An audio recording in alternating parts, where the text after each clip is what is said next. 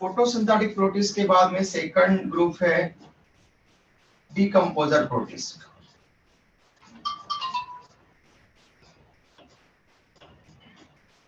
Decomposer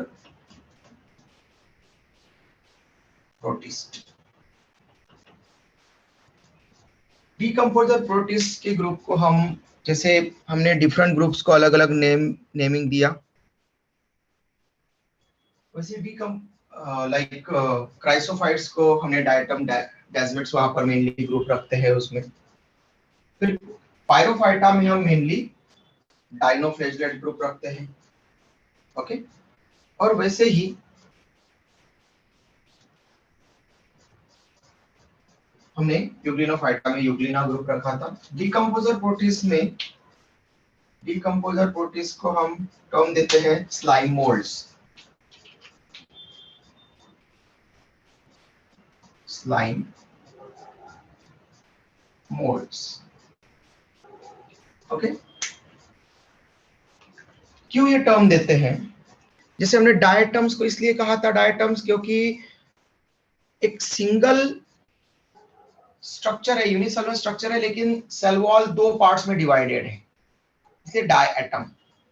okay, small structure है, very small structure, लेकिन उसमें दो पार्ट्स में एक सिंगल सेल वॉल डिवाइडेड है, इसलिए उसको डायटम कहा था। डाइनोफ्लैगेलेट मतलब उसमें दो लेयर है सेल वॉल की, सेलुलोज एंड पेक्टिन की, और फ्लैजेला भी प्रेजेंट रहता है। ओके, और यूजुअली 2 फ्लैजेला प्रेजेंट रहते हैं, इसलिए हमने उसको कहा था डाइनोफ्लैगेलेट्स। ओके, अब स्लाइम मोल्ड इसलिए बोल रहे हैं क्योंकि ये स्लाइमी रहेगा, क्योंकि म्यूसिलेज भी रहेगा इसके साथ में कुछ एसोसिएटेड, और मोल्ड मतलब ये फंगस लाइक मोल्ड फॉर्म करते हैं। Slime moulds because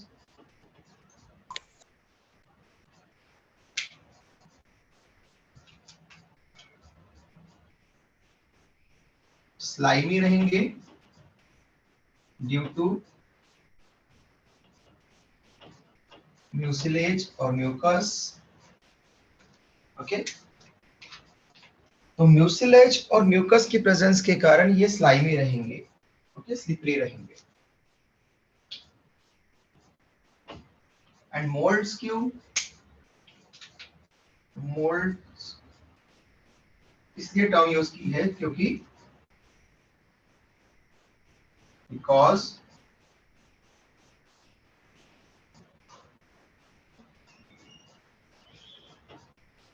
they grow like fungal molds।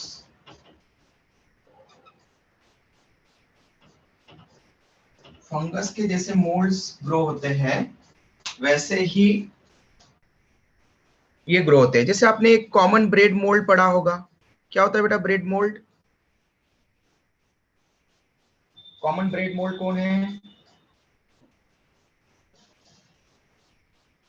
Bread को खराब करने वाला फंगस कौन है commonly?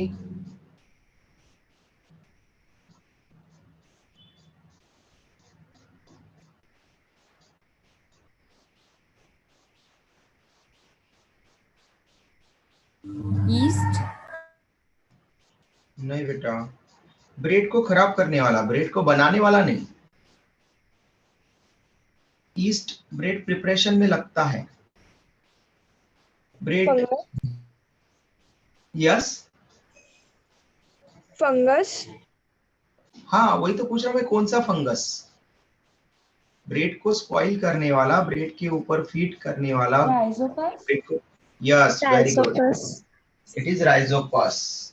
Okay, common bread mould is Rhizopus. Rhizopus एक फंगस है। ओके, याद रखना, राइजोपस फंगस जो ब्रेड को खराब करता है, कॉमन ब्रेड मोल्ड। और एक होता है राइजोबियम जो नाइट्रोजन फिक्सेशन करता है। ओके, तो राइजोबियम बैक्टीरियम है। Okay, rhizobium is an bacterium, एक बैक्टीरियम है, is a bacterium which help in nitrogen fixation, symbiotic nitrogen fixation में हेल्प करता है राइजोबियम। और एक होता है राइजोपस जो फंगस है। याद रखना जब भी ऐसे कॉमन नेम आते हैं स्पाइरोगायरा, स्पाइरुलिना, राइजोपस, राइजोबियम।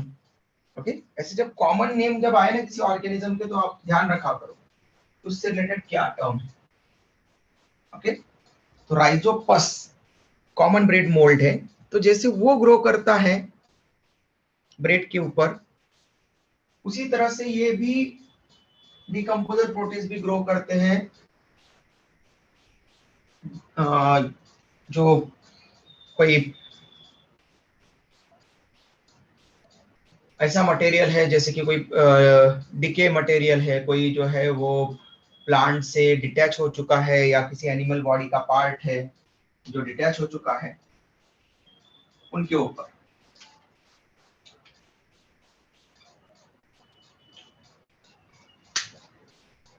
ये यूनिसेलुलर डिकम्पोजर्स हैं, unicellular eukaryotic decomposers.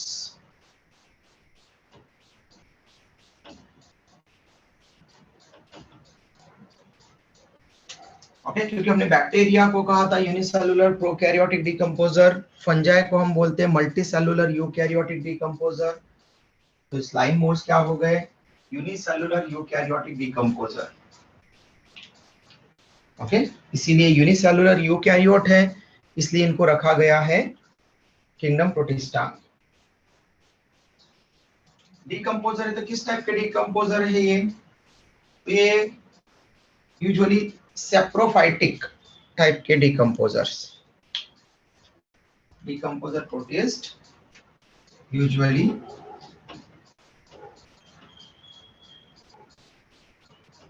Saprophytic.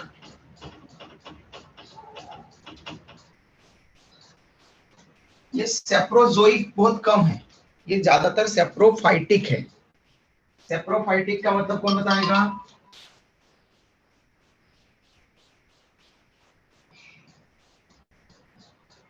That decomposed plant remains. Yes, plant का जो डिटेच पार्ट है, प्लांट मटेरियल जो वहां पर डेड प्लांट्स होंगे या प्लांट से डिटेच पार्ट होंगे। ओके, कोई फॉलन लीफ है, फ्रूट है, ऐसे कुछ मटेरियल है, तो प्लांट, डेड प्लांट और उसके डिटेच पार्ट, इनको डिकम्पोज करने का काम ये करते हैं। एनिमल्स पर ज्यादा नहीं मिलते, इसलिए इनको सेप्रोफाइटिक डिकम्पोजर्स हम टर्म देते हैं। That is grow on and decompose dead plant materials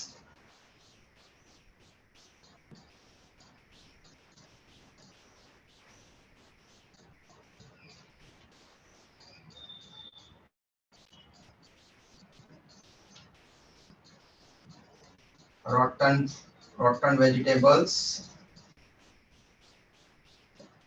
or food materials and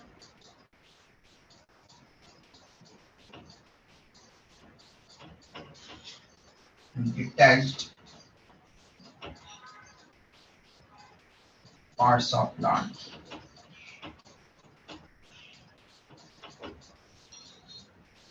ठीक है, ये प्लांट मटेरियल, ऐसा प्लांट मटेरियल जो इम्यूनिटी नहीं शो कर सकता, जो रजिस्ट नहीं कर सकता। ओके, जो खुद स्पॉइल हो चुका है या फिर जो डेड हो चुके हैं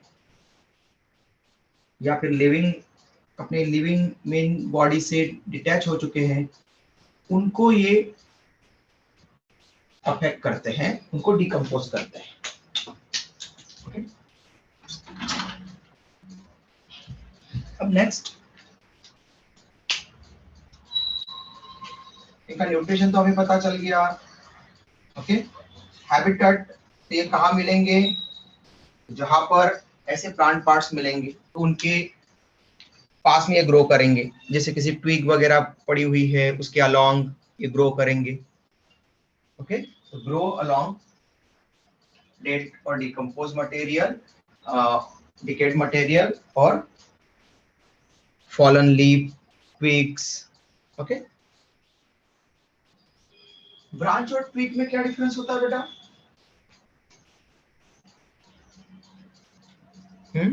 ब्रांच एंड ट्विग, इनमें कोई डिफरेंस है?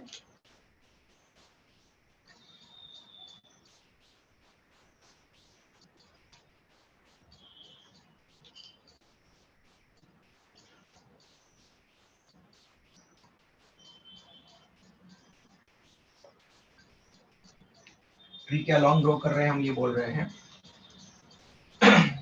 ट्विग के। तो ब्रांच और ट्विग में कोई डिफरेंस है क्या बेटा? कोई बता सकता है ब्रांच किसको कहेंगे, ट्विग किसको कहेंगे? जल्दी। सर ट्विग्स में लीफ नहीं रहती है। ट्विग्स में लीफ नहीं रहती है? हाँ सर, वो बहुत छोटा रहता है ना। नहीं बेटा,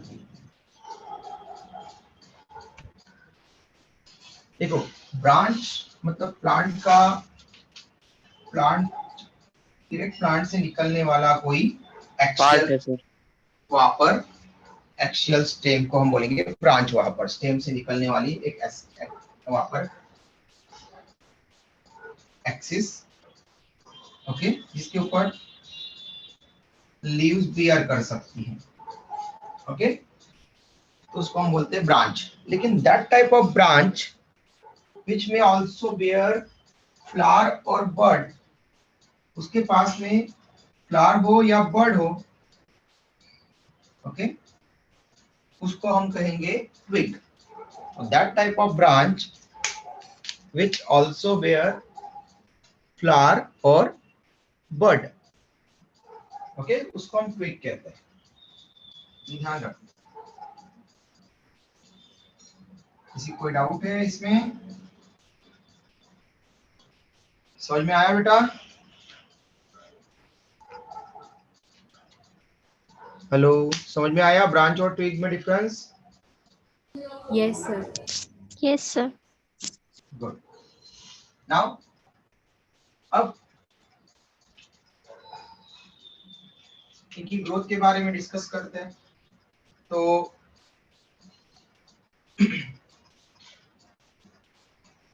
ये जनरली फेवरेबल कंडीशन में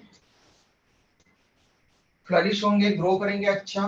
लेकिन जैसे इनकी फेवरेबल कंडीशन खत्म होने वाली है, तो फेवरेबल कंडीशन होती क्या है इनके लिए? फेवरेबल कंडीशन है ग्रो करने के लिए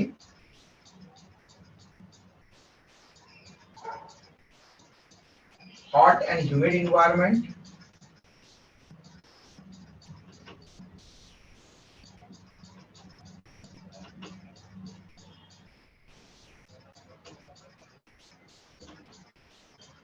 हॉट एंड ह्यूमिड इन्वायरमेंट, साथ में शेड भी अगर मिल जाए इसको,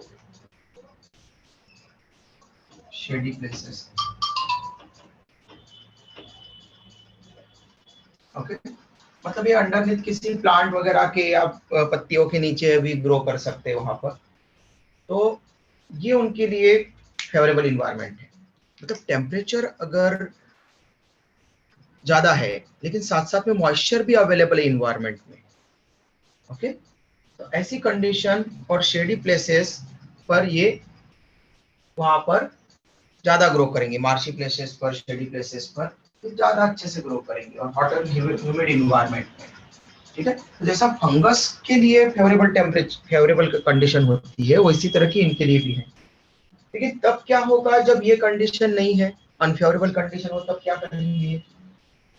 तो जैसे ही hot and humid environment change होने लग जाता है, अब इन्वायरमेंट चेंज होगा, सीजन चेंज होगा, तो तब ऐसी कंडीशन में ये अपने आप को, खुद को तो नहीं बचा पाते, लेकिन ये अपने स्पोर को बचा पाए, ओके, जिससे कि आगे जा करके जब फेवरेबल कंडीशन रिटर्न हो आएगी, तो उस टाइम पर ये फ्लरिश हो सके, नए वहां पर इनकी यंग वन डेवलप कर सके। तो just before the starting of unfavourable condition, मतलब जब फेवरेबल कंडीशन खत्म होने वाली है और अभी अनफेवरेबल कंडीशन आई नहीं है, आने के चांसेस है, मतलब अभी वहां पर उस तरह की कंडीशन दिख रही है कि फेवरेबल कंडीशन खत्म होती जा रही है, ओके, और अनफेवरेबल कंडीशन आने वाली है। तो just before the beginning of unfavourable condition वो एक स्पेशल टाइप के स्ट्रक्चर बनाने लग जाते हैं। Just before the beginning of unfavourable condition,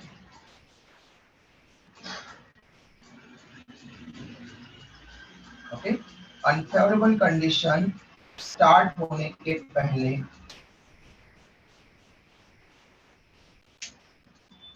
ये क्या करते हैं, एग्रीगेट होना शुरू कर देते हैं, ओके, ये स्टार्ट टू एग्रीगेट, एक्यूमुलेट होना शुरू कर देते हैं,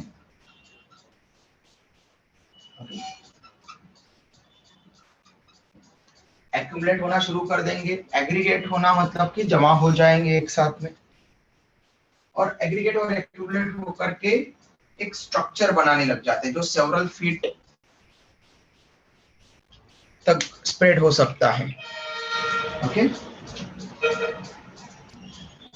दे start to aggregate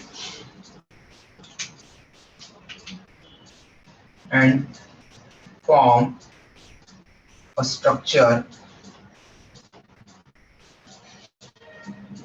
which may spread over several feet called, क्या कहेंगे उस स्ट्रक्चर को, उस स्ट्रक्चर को नाम देते हैं प्लाज्मोडियम। अब आप कंफ्यूज मत होना यहाँ से, इसलिए मैं इसको पूरा कैपिटल लेटर में स्पेल कर रहा हूँ, प्लाज्मोडियम।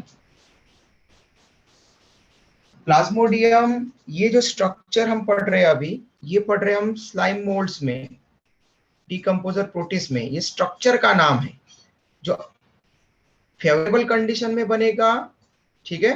कब बन रहा है, फेवरेबल कंडीशन में, just before the beginning of unfavourable condition बोला है, मतलब अनफेवरेबल कंडीशन अभी स्टार्ट नहीं हुई, उसके पहले, मतलब अभी अनफेवरेबल कंडीशन आई नहीं है, फेवरेबल कंडीशन खत्म होने वाली है, मतलब फेवरेबल कंडीशन है अभी भी थोड़ी, तो फेवरेबल कंडीशन खत्म होने वाली है, फेवरेबल कंडीशन में ही एक स्ट्रक्चर बनाने लग जाते हैं वो, उनको हम कहते हैं प्लाज्मोडियम, ओके क्लियर। तो एग्रीगेशन ऑफ स्लाइम मोल्ड्स उसको हम प्लाज्मोडियम स्ट्रक्चर कह रहे हैं। और जब हम प्रोटोजोन प्रोटिस्ट पढ़ेंगे अभी नेक्स्ट, तो उसमें भी एक प्लाज्मोडियम आएगा, लेकिन वो एक प्लाज्मोडियम उसका मेंबर होगा, लिविंग ऑर्गेनिज्म होगा वो प्लाज्मोडियम, जो मलेरियल पैरासाइट होगा, ओके। तो प्लाज्मोडियम दो जगह पर आ रहा है इसी किंगडम प्रोटिस्टा में। स्लाइम मोल्ड्स के लिए जब प्लाज्मोडियम बोल रहे हैं, मतलब वो स्ट्रक्चर है, स्ट्रक्चर का नाम है, ओके। एग्रीगेशन है वहां पर ओनली। लेकिन जब हम प्रोटोजोन प्रोटिस्ट में प्लाज्मोडियम बोलेंगे तो वो मलेरियल पैरासाइट रहेगा, वो एक लिविंग ऑर्गेनिज्म है। तो स्ट्रक्चर कॉल्ड प्लाज्मोडियम, जो सेवरल फीट स्प्रेड हो सकता है, हमने कहा,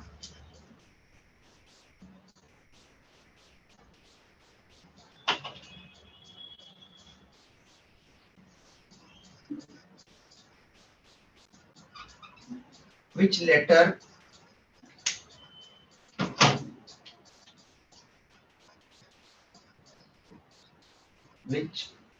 later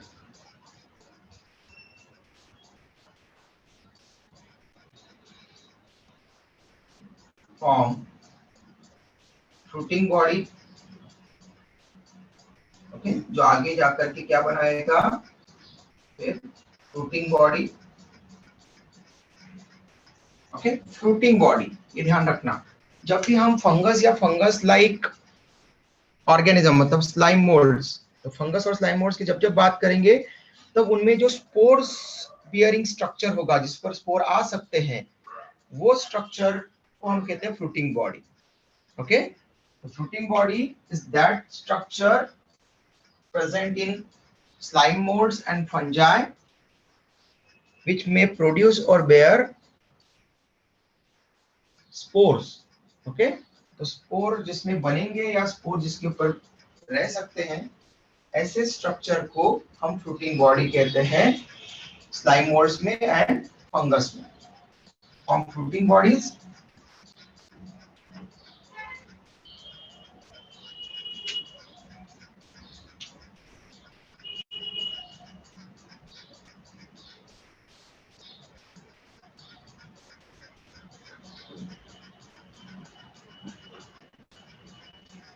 which produce spores,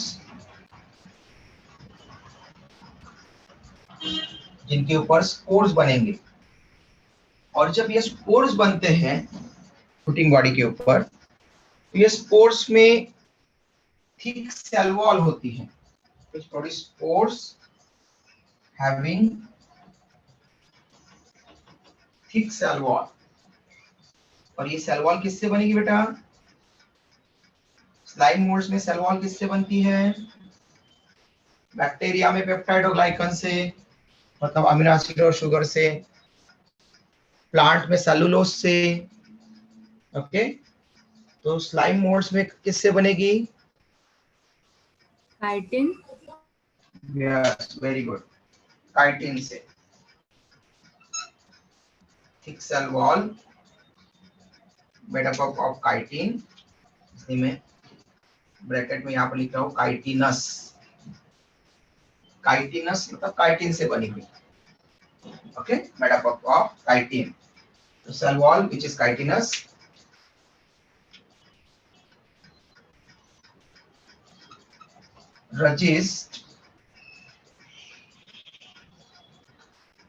resist unfavorable condition।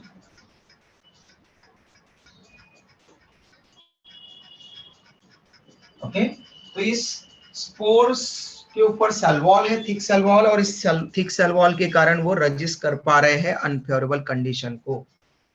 Okay, और जब तक अनफेवरेबल कंडीशन रहेगी तब तक ये स्पोर्स वहां पर सरवाइव करेंगे, वाइटल रहेंगे, लिविंग कंडीशन में रहेंगे, क्योंकि उनके चारों तरफ जो सेल वॉल है वो अनफेवरेबल कंडीशन को रजिस्ट कर सकती है। ओके, तो इन्होंने स्पोर बना करके रख लिए। अब स्पोर पूरे अनफेवरेबल कंडीशन स्टार्ट होगी और अनफेवरेबल कंडीशन में स्पोर के स्पोर बने पड़े रहेंगे। ओके, यहाँ तक का स्क्रीनशॉट ले लो बेटा, और यहाँ तक किसी को कोई प्रॉब्लम होगी तो पूछ लो।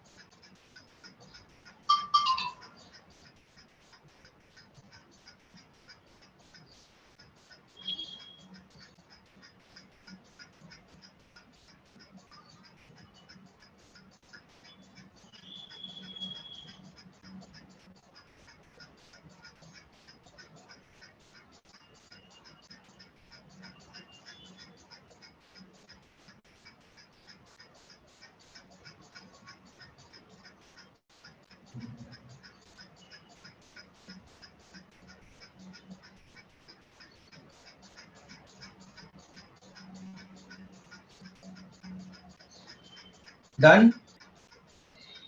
Yes sir. Yes sir. Good.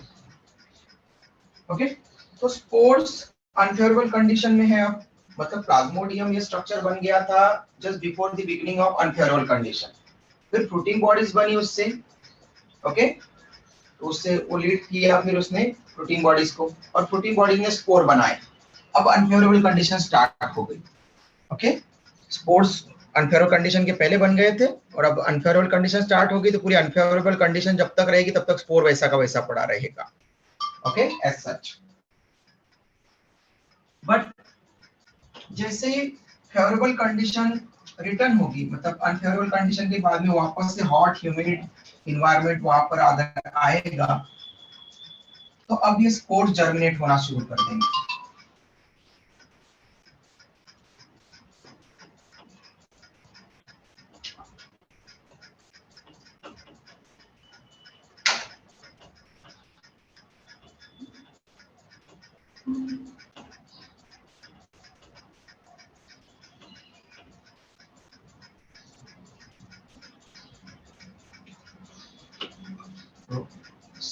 spores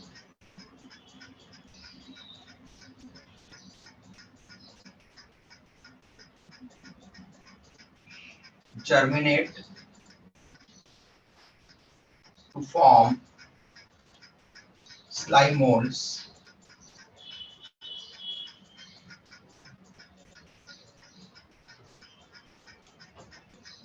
after returning of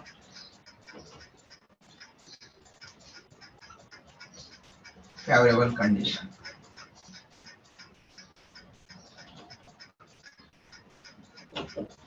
okay, जैसी फेवरेबल कंडीशन वापस आ जाएगी तो स्पोर्स जर्मिनेट होंगे और ग्रो करना शुरू कर देंगे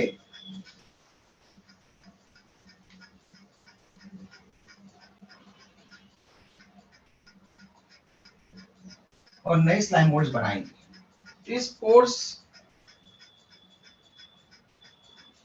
तब रिलीज होंगे जब प्लाज्मोडियम बर्स्ट होगा, जब फ्लोटिंग बॉडी बर्स्ट होगी, प्लाज्मोडियम से जो फ्लोटिंग बॉडीज बनी है वो बर्स्ट होगी, और प्लाज्मोडियम जब बर्स्ट होगा तो एयर करंट के थ्रू फेवरेबल कंडीशन में स्पोर्स रिलीज होंगे। Okay, Plasmodium structure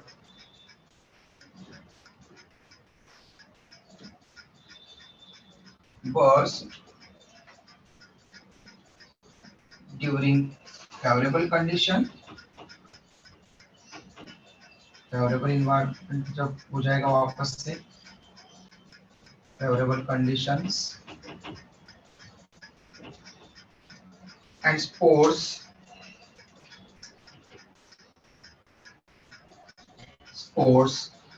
spread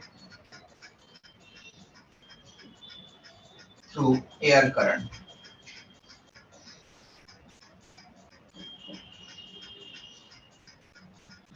okay, मतलब स्पोर्स इतने हल्के होते हैं, इतने वहां पर लाइट वेटेड रहेंगे, यूनिसेलुलर स्ट्रक्चर है वो भी। ओके, उनमें बस थोड़ा प्रोटोप्लाज्म है और सेल वॉल ने कवर करके रखा है और जेनेटिक मटेरियल है उनके पास में, डीएनए बस।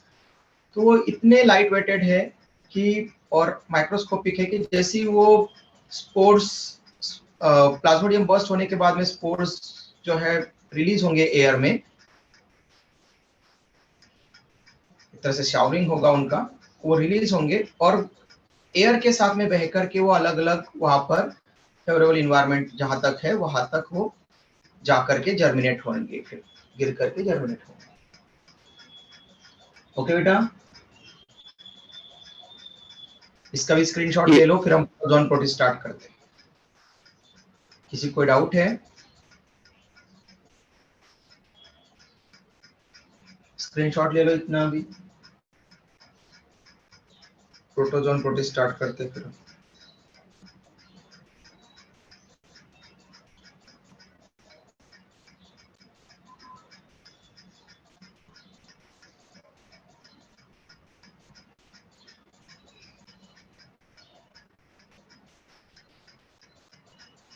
Done? Yes, sir. Yes, sir.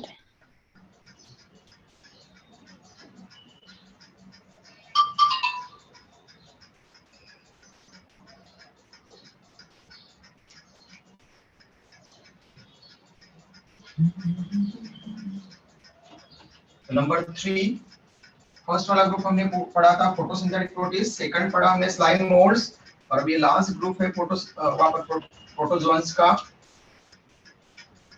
ठीक है, तो प्रोटीज 3 टाइप के हैं, लास्ट वाला ग्रुप है प्रोटोजोन्स, प्रोटोजोन प्रोटिस्ट।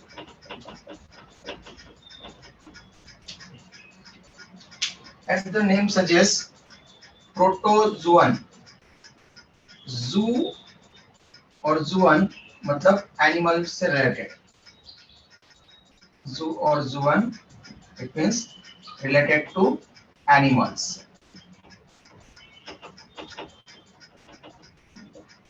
ओके, इसलिए हम एनिमल की स्टडी को क्या कहते हैं बेटा? कौन से ब्रांच ऑफ साइंस में हम पढ़ते हैं? Zoology. Zoology. Yes, good. Zoology. The zoo और जूवन इट मींस एनिमल से रिलेटेड होता है, तो जू एनिमल्स को रिप्रेजेंट करता है, इसलिए एनिमल की स्टडी को हम एनिमल रिलेटेड स्टडी को हम जूलॉजी सब्जेक्ट कहते हैं, जूलॉजी ब्रांच कहते हैं साइंस। प्रोटो, प्रोटो का मतलब होता है प्रिमिटिव और एंशिएंट। प्रोटो मतलब ओल्ड, प्रिमिटिव और एंशिएंट। एंशिएंट तो वेरी ओल्ड एक तरह से। तो प्रोटोजोअन मतलब क्या हो गया? एनिमल्स के एंशिएंट फॉर्म, मतलब उनके एंसेस्टर। तो protozoan protist are considered as protozoan protists are considered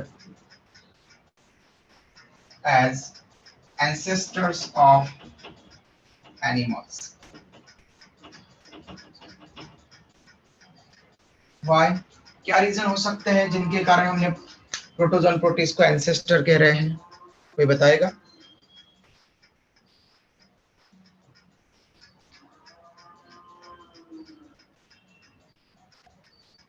क्या रीजन हो सकते हैं बेटा?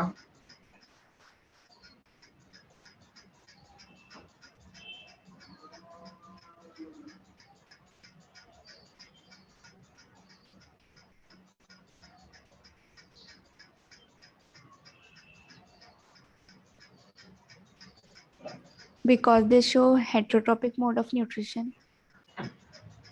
ओके, तो हेटेरोट्रॉप तो डिकम्पोजर भी शो करते हैं बेटा, फंजाई भी। हमने उसको फंजाई क्यों नहीं कंसीडर किया, फिर एनिमल ही क्यों कंसीडर किया? करेक्ट है आपका, बट हेटेरोट्रॉप तो दूसरे ऑर्गेनिज्म भी है कुछ।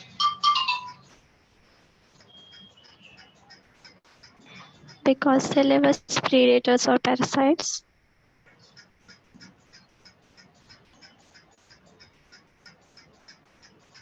Come again, repeat it beta.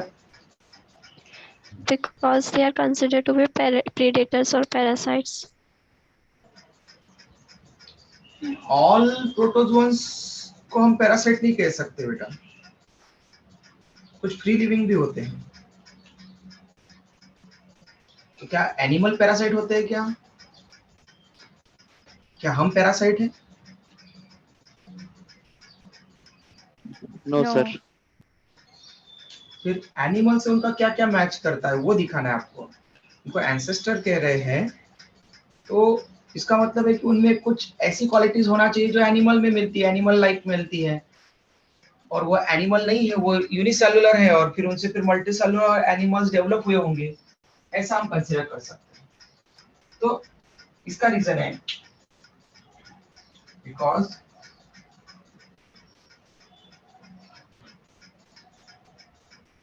they lack cell wall,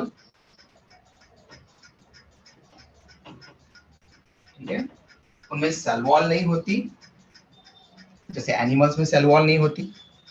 okay, बाकी किंगडम में मोनेरा के मोस्ट ऑफ द मेंबर्स में है माइकोप्लाज्मा को छोड़ करके। ओके, किंगडम फंजाई में है सेल वॉल, किंगडम प्रोटिस्टा के मोस्ट ऑफ द मेंबर्स में मिल रही है अभी तक, जो जो हमने पढ़े यूग्लिना को छोड़ करके। यूग्लिना में पेलिकल मिलती है बस। ओके, कल किसी एक स्टूडेंट ने क्वेश्चन पूछा था, ठीक है। तो और प्लांट्स में सेल वॉल मिलती है सेलुलोज से, मेनली सेलुलोज से बनी हुई। तो एनिमल अकेला ऐसा किंगडम है जिसमें सेल वॉल नहीं मिलती, और ये प्रोटोजोन प्रोटीन्स उसके जैसे ही वहां पर होते हैं, यूनिसेलुलर। तो सेल वॉल लैक करते हैं, ये सेल वॉल अपसेट होती है, they lack cell wall and holozoic heterotrophic mode of nutrition.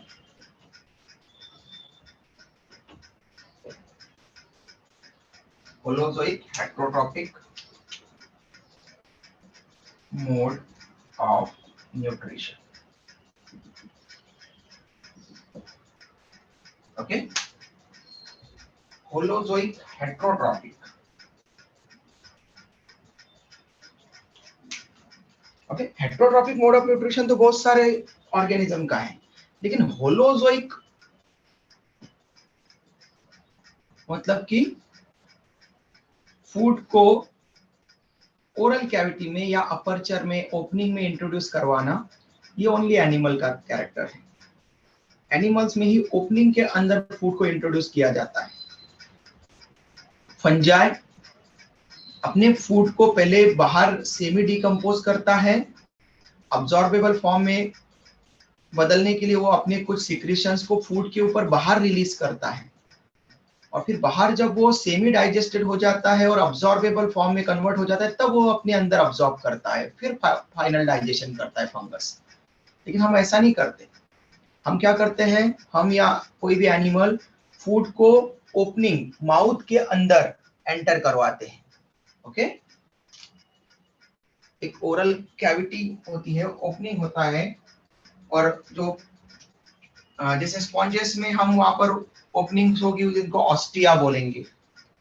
Okay, hydra इनमें हम उसको प्रोस्टोमियम बोलेंगे। फिर बाद में उसको अलग अलग हम ऐसे नेमिंग करते जाते हैं, और फिर उसको ओपनिंग को फिर माउथ, प्लेटफॉर्म्स के आगे हम उसको माउथ बोलने लग जाएंगे। तो ऐसे बॉडी के अंदर इंट्रोड्यूस करवाना फूड को, बाहर के फूड को ओपनिंग के थ्रू, उसको हम बोलते हैं होलोजोइक मोड ऑफ न्यूट्रिशन। और ये ओनली एनिमल परफॉर्म करते हैं। ये भी उनके जैसा ही परफॉर्म कर रहे हैं, लेकिन एनिमल नहीं है, ये यूनिसेलुलर है, प्रोटिस्ट है, इसलिए इनको एनिमल का एंसेस्टर कहते हैं।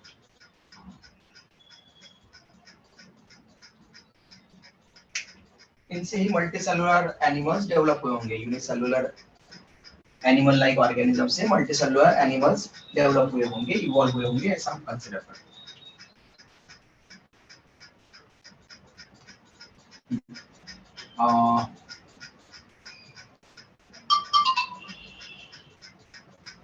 Most of the protist parasitic होते हैं। मोस्ट ऑफ, ऑल नहीं, most of the protist are parasitic in nature, मतलब पैरासाइट्स आर पैरासाइट्स। ओके, और some of them are always endoparasite. उनमें से कुछ तो ऐसे हैं कि जो ऑलवेज एंडोपैरासाइट रहेंगे, मतलब वो कभी फ्री लिविंग मिलेंगे ही नहीं। Some are always endoparasites, like Plasmodium.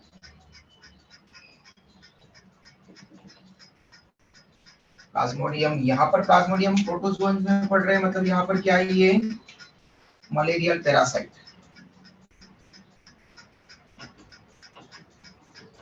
Malaria causing pathogen यहाँ पर। ओके, क्लियर है बेटा? इनकी 4 क्लासेस में हम इनको डिवाइड करेंगे, 4 ग्रुप्स में डिवाइड करेंगे प्रोटोजोन प्रोटिस्ट को। स्क्रीनशॉट ले लो जल्दी से।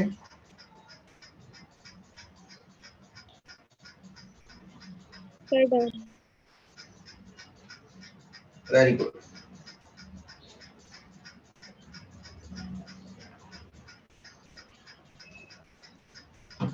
प्रोटोजोन प्रोटिस्ट को 4 ग्रुप्स में डिवाइड करते हैं।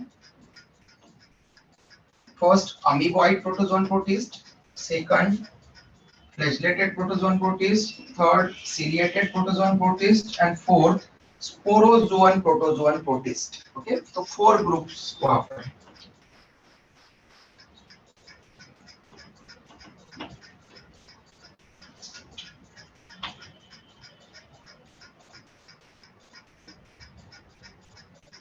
Number 1, amoeboid. It means amoeba and amoeba-like. Amoeboid protozoan protist. Protozoan protist में यहाँ पर PP अब्रीविएट कर रहा हूँ ताकि सबके सामने हम लिख देंगे वहाँ पर। Amoeboid protozoan protist. Number 2, flagellated protozoan protist.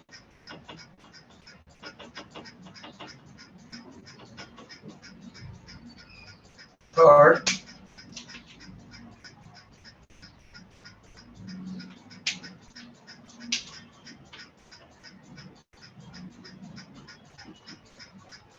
ciliated protozoan protist,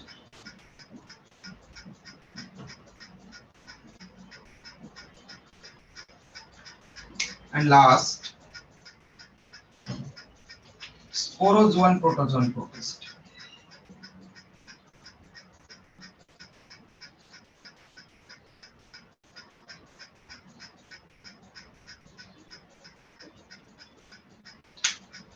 Okay, amoeboids, protozoan protist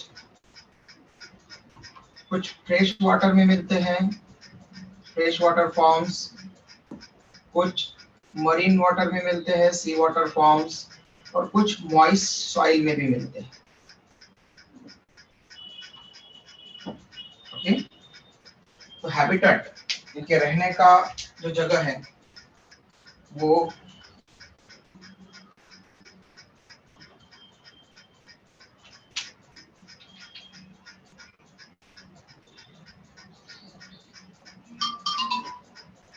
ठीक है। अमीबॉइड प्रोटोजोन प्रोटिस्ट कहाँ पर रहते हैं? तो कुछ amoeboid protozoan protist fresh water में मिलेंगे, रिवर, पॉन्ड, लेक में मिलेंगे, कुछ सी वाटर में मिलेंगे, और कुछ ऐसी जगह पर जहां पर की सॉइल मॉइस्ट है, मतलब कि जहां पर गीली मिट्टी है, वहां पर भी वो ये मिल सकते हैं, मॉइस्ट सॉइल में भी मिल सकते हैं। नेक्स्ट कैरेक्टर इनका कोई special character amoeboid protozoan protist में? यस, इनके पास में लोकोमोशन के लिए लोकोमोटरी स्ट्रक्चर्स, लोकोमोटरी स्ट्रक्चर्स यहाँ पर प्रेजेंट होते हैं। सूडोपोडिया, फॉल्स फीट बोलते हैं उनको, सूडो मतलब फॉल्स, सूडोपोडिया, पोडा मतलब फीट, फॉल्स फीट इनके पास में प्रेजेंट होते हैं, tube like feet, tube feet भी बोल सकते हैं आप उनको। ओके, ट्यूब लाइक होते हैं, छोटे छोटे से वहां पर, ठीक है, स्ट्रक्चर, उनको हम फीट कंसीडर कर लेते हैं।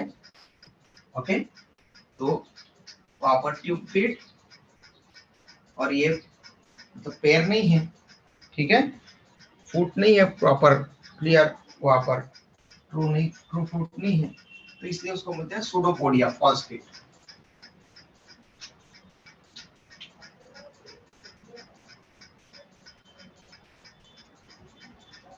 स्पेशल कैरेक्टर इनके पास में एक होता है, स्पेशल कैरेक्टर इनके पास में जो सेल वॉल होती है, जो सी वाटर फॉर्म्स होते हैं इनके, उनके पास में जो सेल वॉल होगी उसमें सिलिका भी प्रेजेंट होगी।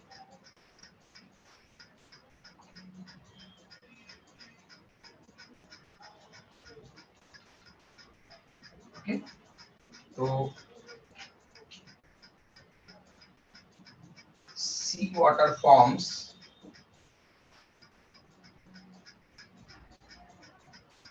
possess silica shells.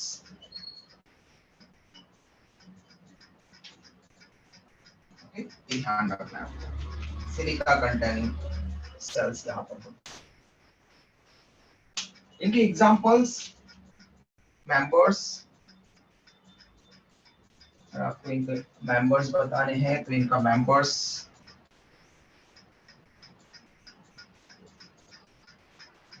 अमीबा, एंट अमीबा, ये इनके मेन मेंबर्स। ओके, अमीबा, एंट अमीबा। अमीबा अमीबियोसिस कॉज करवा सकता है हमें, ठीक है, मतलब एक तरह की अमीबॉइड डिसेंट्री होती है, डिसीज होती है, तो पैरासिटिक भी है ये। ओके, और एंट अमीबा जिंजीवैलिस, ये गम्स में इंफेक्शन कॉज करवा सकता है। ओके, तो हमारे पास में अमीबा, एंट अमीबा, ये पैरासिट के फॉर्म में रह सकते हैं, ह्यूमन बीइंग को इन्फेक्ट कर सकते हैं।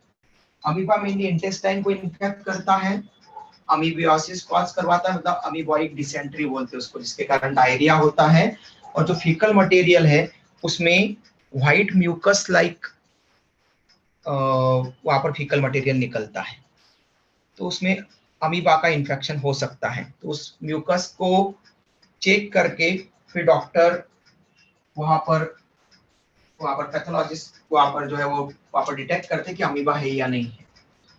ओके, तो अमीबॉइक डिसेंट्री और एंट अमीबा जिंजिविलिस गम में इन्फेक्शन कॉज करवा सकता है। Flagellated protozoan protist, first amoeba वाला क्लियर है बेटा? अमीबा वाले में किसी को कोई प्रॉब्लम है अमीबॉइक प्रोटिस्ट में?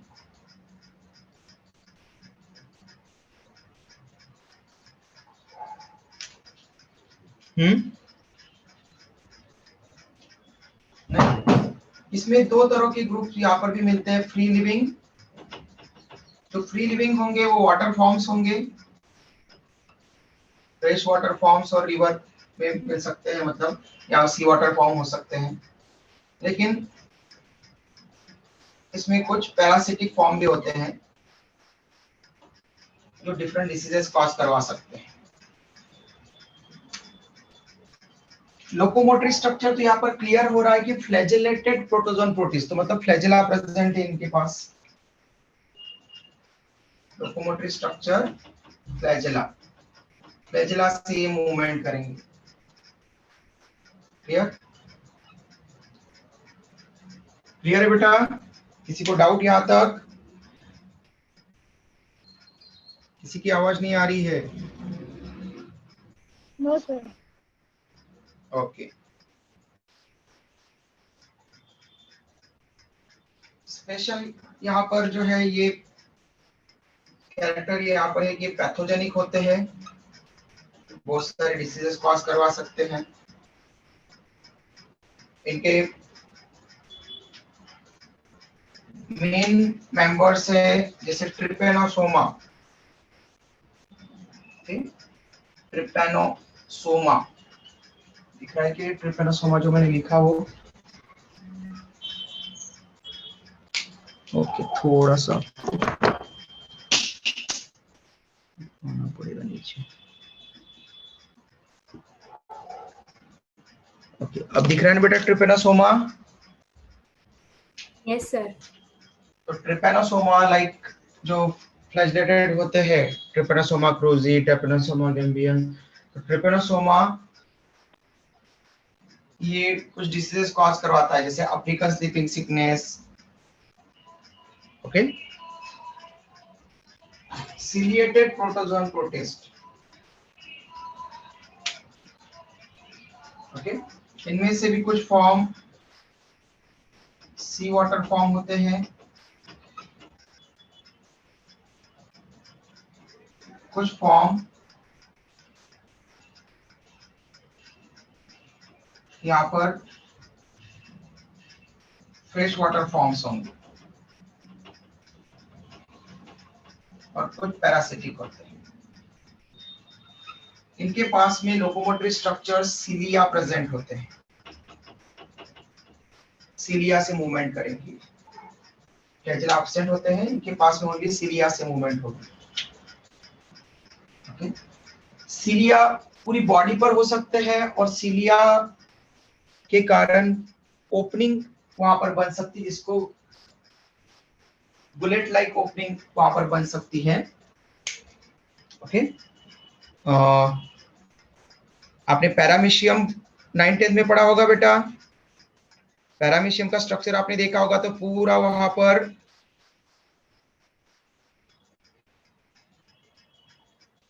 सीलिया से कवर्ड रहता है पूरा पैरामीशियम। ओके, पूरा पैरामीशियम सीलिया से कवर्ड रहता है इस तरह से। अगर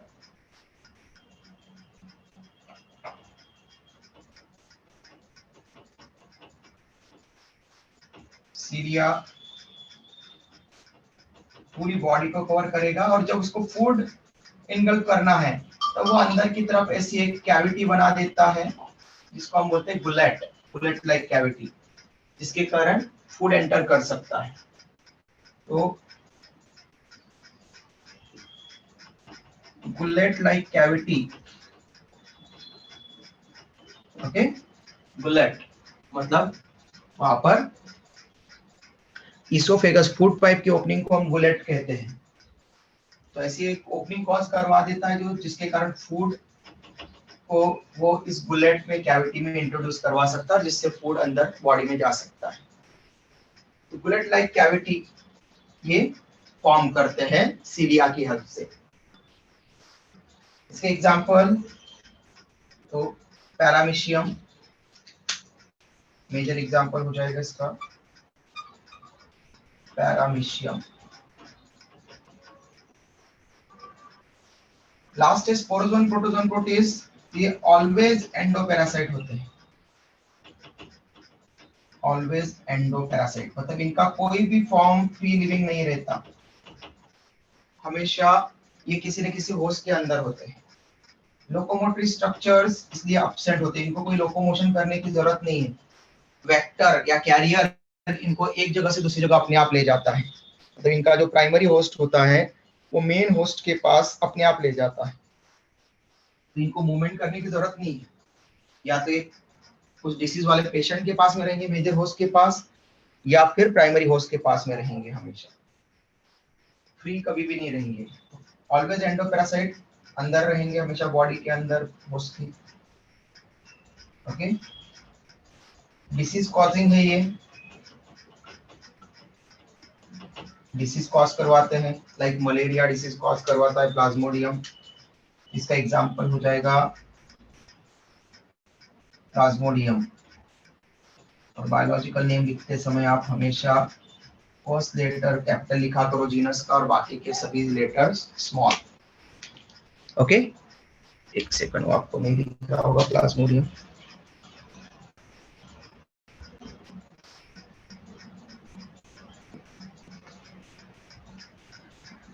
ओके, स्क्रीनशॉट ले सकते हैं बेटा आप लोग। Sir, please will you send this screenshot in group because screen is blur. Okay बेटा, ओके, मैं स्क्रीनशॉट लेकर के ग्रुप में सेंड कर देता हूँ, कोई इशू नहीं।